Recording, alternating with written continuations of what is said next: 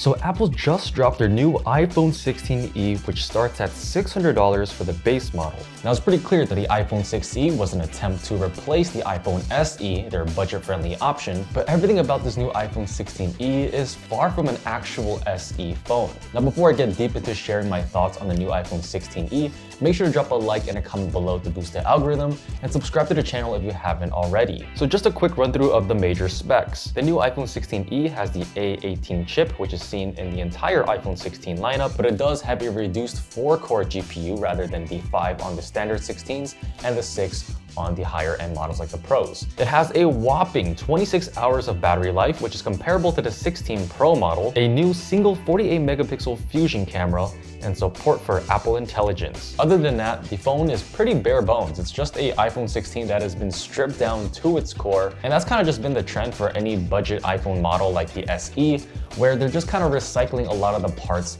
from other phones. Now there is a slight difference with the new iPhone 16e where they did actually remanufacture some of the structural components in order to fit in a larger battery. But the core DNA of it being a budget phone still adopts that sort of mixed design across all the iPhone models. So what I mean by that is if you look at the overall design of the iPhone 16e, it has a very similar front end to the iPhone 14. It doesn't have a dynamic island, it just has a traditional notch. The single camera system on the back kind of resembles an iPhone XR, and the overall body looks like it's from an iPhone 15, featuring the action button on the side replacing the traditional mute switch, and you are missing the camera control button, which was a thing for the entire 16 lineup. Now the reason why I think this is such a weird combination of parts is because the iPhone 16e is named 16e. By putting the 16th number on it kind of indicates that this is a 16th generation phone. And if you look across the entire iPhone 16 lineup, it doesn't really fit into the bunch, not only from a design standpoint, but also from a feature standpoint. Now that's not to say this new phone is bad. You know, it's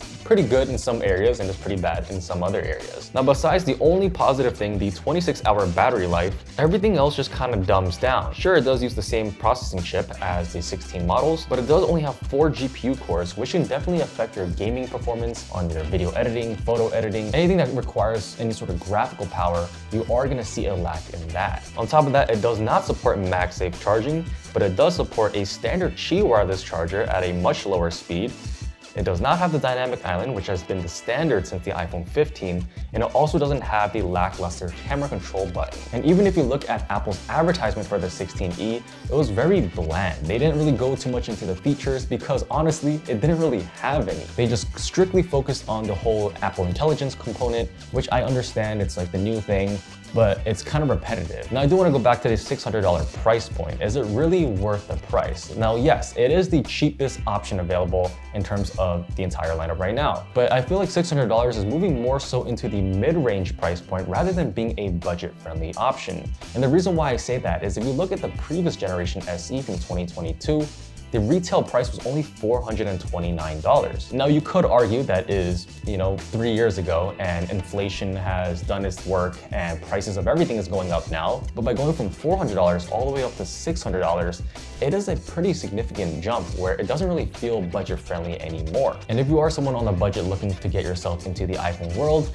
there are plenty of other options out there for the same price. For example, you can get yourself an iPhone 15 Pro for only $600 or even less, and it offers significantly more performance and features over the 16e. The iPhone 15 Pro has a ProMotion display, which is an absolute game changer. It has 2 more GPU cores, a triple camera system, MagSafe charging, and a much brighter display. At that point, it's better to get the iPhone 15 Pro than the 16e for the same exact price. Now, at the end of the day, I gotta be honest, I don't have the 16e on hand. It hasn't even released on shelves yet. I'm just making these conclusions based on the specs that are advertised on paper. And you can even go on Apple's website and click on the comparison tab to see all the different iPhones, and you can clearly see how the iPhone 16e really just doesn't fit into place anywhere. Now, I will be putting in a pre-order for the 16e and doing a full unboxing and review in person of it. So stay tuned for that video where I can go more in depth and see if it really is as good or as bad as it seems. So with that being said, thank you all for watching and I will see you in the next one.